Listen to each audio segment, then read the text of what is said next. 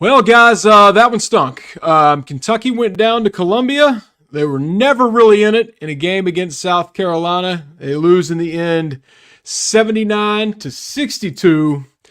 It was really just bad all the way around, guys. Drew Franklin here with Jack Pilgrim and Zach Gagan. Let's see. We had South Carolina control the tempo from the beginning.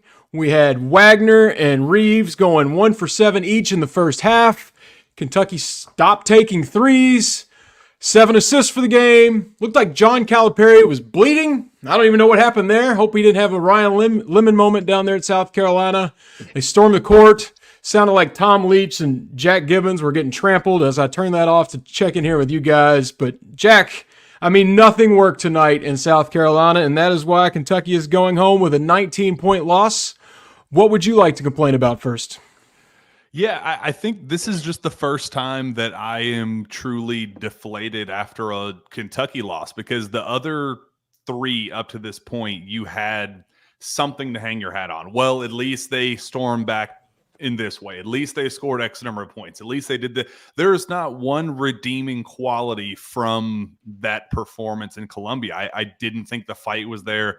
They regressed from a ball movement perspective. The selfishness came back. They reverted in every offensive area that had made them so dominant up to this point, while still sticking with the bad defensive tendencies and the lack of discipline. It was just so just uncharacteristic on one end and so way too on the nose on the other. And that's how you get the largest margin of victory for against a top 10 team for South Carolina.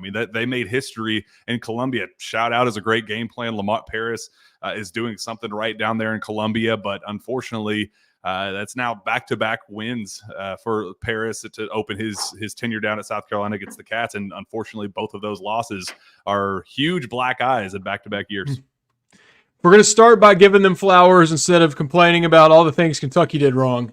That was pretty impressive how they controlled the tempo right out of the gate. It went straight into a sluggish game, putting Kentucky in the half court, which is exactly what they wanted to do. He won that battle, I guess. The dude, what was he, 22.7% from three coming to this game? Starts 4 for 4.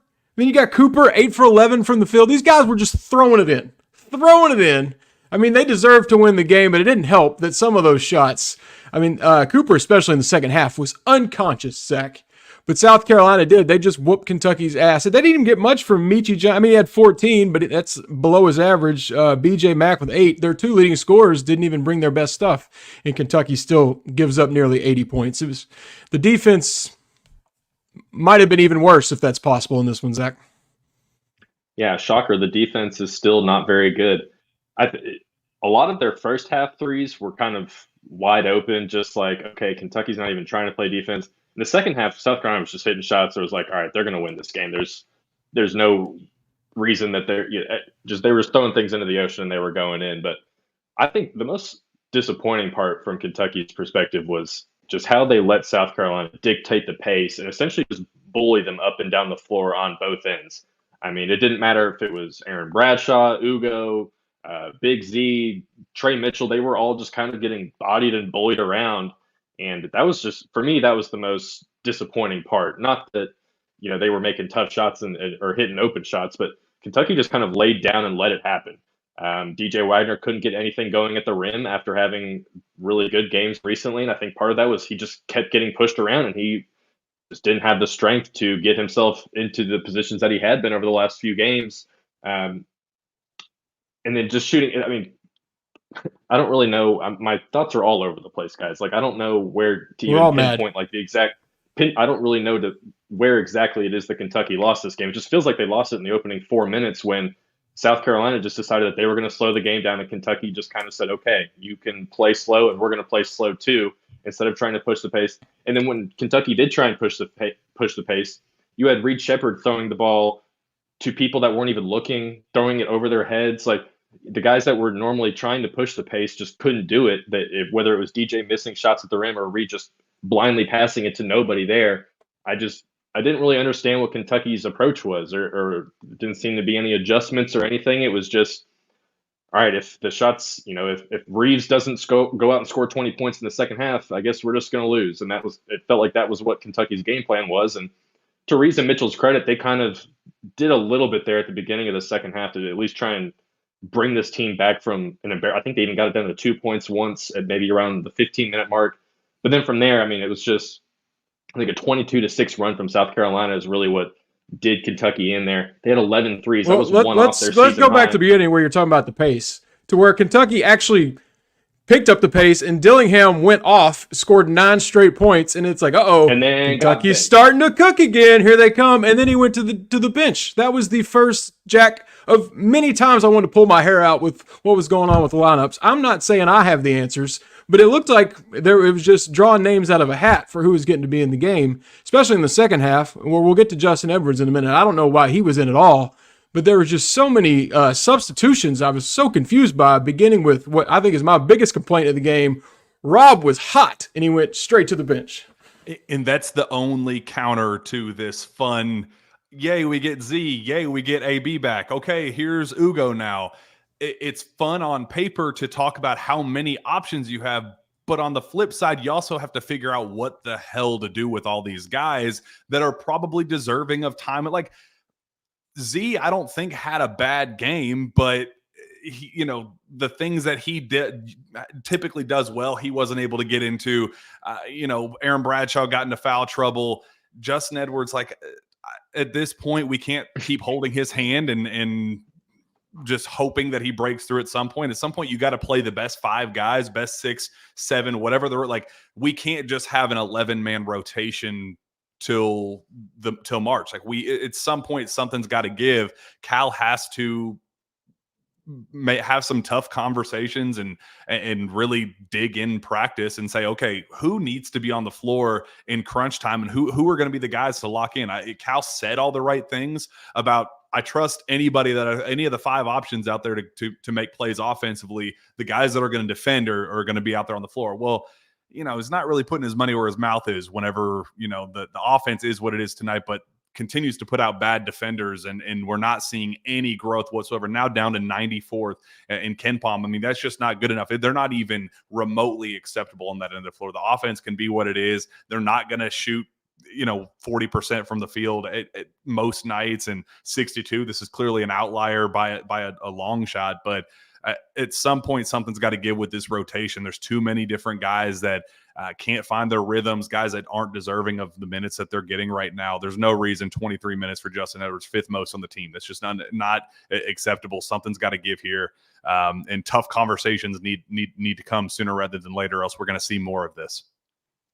Well, Zach, when they're in the lab fixing the lineups, can they fix whatever they need to do to stop giving up layups from the baseline inbounds? Tom Hart spent 3 minutes talking about how South Carolina was carving them up with that baseline inbounds. And then right when play picked up, they did it again, wide open. It's like he knew it was coming. All of us knew at home knew it was coming. How was someone just not standing under the rim? The paint was wide open when they laid that in, and it happened every opportunity they got a chance to do it. Yeah, I can specifically remember at least 2 times where it happened. I'm sure there was more where it went down, but yeah, I don't understand how Kentucky's always chasing some guy who's there's at least 5 feet of separation from the guy or from the defender behind him. I don't understand how that continues to happen. There's no one in the paint or anything. I want to talk about this weird cylinder foul rule too. What the hell is this? What was that? They made that up. What is this?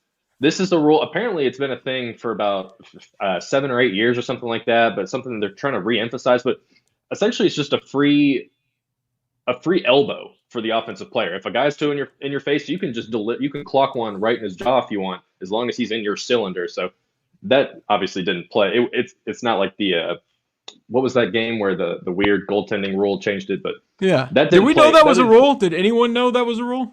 You can just hit anyone that's in your space? I had no idea. I said, that's a flagrant. There's no way that's not going the other direction. Free throws our direction, and they score off of it. It's just blew my mind. And then how does it end up on Mitchell? Yeah, and that was the thing, is like they initially called it as an offensive foul, and then they reversed it as to a personal foul on. Like, I didn't even know that you were allowed to do that. Maybe I just watched too much NBA basketball. I guess I don't understand the rules, but Kentucky shot 3 3-pointers in the second half. I think they got away from everything that has been working as well throughout the whole season. 7 assists to 8 turnovers is horrendous. They just didn't shoot anywhere. Like, they didn't try and get the shots that were working for them all year. And I mean, credit to South Carolina. Like, we were kind of giving Lamont Paris his flowers. Like, he came in with a clear game plan that he was going to be aggressive and he was going to pass it to their big guy down low in the middle to get things going. And they were going to establish the fact that they were going to bruise Kentucky the whole game. And Kentucky had no response. They had no fight. There was no hippos out there today. It was just flamingos, as Nick Roush would like to say. So nothing good, honestly, from really start to finish. And Rob did have a solid game kind of in that stretch. I think he had 11 first half points, only finished with 16 though. Like, they didn't try and find him in the second half or get him going. It just was kind of confusing, from our perspective of what the actual game plan was for Kentucky. Yeah, really no one had a good game, at least not all the way around. Reeves tried to do some scoring late. I mean, Reed Shepherd didn't play well. Aaron Bradshaw had some great offensive rebounds and putbacks, but then every other play he's fouling. I mean, he had his third foul 2 minutes into the second half. So it's like the moment he showed some flashes and made some big hustle plays, you think you have something. It's these fouls, and they're stupid fouls too. There's one he was completely over the guy like that. The first two fouls were him just going over the back of the guy trying to get the rebound. That should be something that he's taught them from the very first practice, is to not do that. Oscar was the king at that. How do you not? Obviously he's not Oscar, but that's not like a hard skill to try and translate over. Just go straight up with the ball. Stop being. He tries to prove that he's being too. It almost feels like he's trying to go out of his way to be tough, when in reality the best route there is to just kind of go straight up, don't get the foul, keep yourself in the game, establish some momentum. I think part of that was what made Cal go with a lot of the lineups. He had Aaron had 2 in the first half there. That's how you saw 9 guys play 6 minutes in the first half. There was just no rhythm, and Kentucky couldn't make it up the rest of the way. So, big picture, this is not great for the SEC race, Jack. Still got Auburn and Tennessee. Auburn, I don't even know if they played tonight. I don't know what Auburn has this week, but they're undefeated, and you've already got 2 losses before even getting to those teams. You go to Arkansas on Saturday. I know Arkansas has been down, but that's a tough road environment. And after we just saw tonight, how can you have a lot of confidence in what Kentucky's doing at the moment? So, Jack, do we feel like this is going to be a lingering thing? I feel like we threw Wilmington as a one-off and said it didn't matter, and then A&M happened, and now this happened. Well, what are our thoughts on just this team as we're moving forward into now? What's the 6th game in SEC play? I mean, this season is rolling along. It'll be February in a week. Are you still on I like my team? So I needed this because I was not in a good place. So as the game was unfolding, Corey Price, our friend Corey Price, for some perspective, 8 of Kentucky's 17 Final Four teams had a regular season loss of at least 15 points. So there's our sunshine and rainbows take after this. But no, like I said to start this was the first time that I truly felt that there was a built-in excuse. Well, we didn't have DJ. We were working in Aaron Bradshaw. UNC Wilmington, it sucked. Mine wasn't in the right place. Whatever. Texas A&M just couldn't come up with the stops. They got red hot. Learning experience, the offense still is what it is. But you just keep kind of, Kansas, obviously, national powerhouse, first half, Rob Dillingham goes crazy. You felt good. It was a moral victory, if there is one in the world of Kentucky basketball. This was the first one that you truly feel like this is a real setback, because you don't know what the vision is on the defensive end, because you're not seeing any tangible progress. You saw growth against Mississippi State in the first half. You saw them for 33 minutes against Mississippi State. They were really good, and same thing against Georgia, just letting up there at the end. At some point, something's got to give. This was a very real setback in the offense. This is now a blueprint for teams moving forward. They just know if we tough them up, we get them into the half court, slow them down, and force them into one-on-one ISO ball, you got a chance. As long as you can kind of do your stuff, and they're not going to give you much pushback on the defensive end. As long as you can kind of run your stuff while slowing them down and trying to muck things up as much as possible, you got a fighter's chance. And it also helps when you don't get a foul called on you for 12 minutes and some other freak things that kind of went on throughout a game. But the blueprint is now there for how to beat Kentucky. And this is going to be a tough couple days for Cal to go back on film and see how this unfolds, because it's this is the first real deflating loss, I think, for the season, where you don't really know what comes next for this team. Zach, how do you feel about them storming the court? They've actually won like 3 out of 5. They won in Rupp Arena last year. Did you expect them to do it? Did their star player get run over by a fan? If not, then I think she then flopped. they can go for it. Then they can go for it. So yeah, I'm all South Carolina. That was a huge win for them. Like Jack was saying, that was their biggest win against Kentucky in program history, margin wise. So hey, they can storm the court. I wasn't there. I'm still allowed to hate their fans, right? I heard the FBBN chants through my TV. I know they're still a class. I didn't hear those, luckily. Yeah, they're of all the fan bases not named Tennessee, they're the worst in the conference. And Shane Beamer. Why is he there? Yeah, Shane Beamer was there too. God, just stupid quarter zips. I hate South Carolina, man. It makes me feel something I shouldn't feel, and especially seeing old sunglass doofus on the sideline. I was just, man, what a terrible night.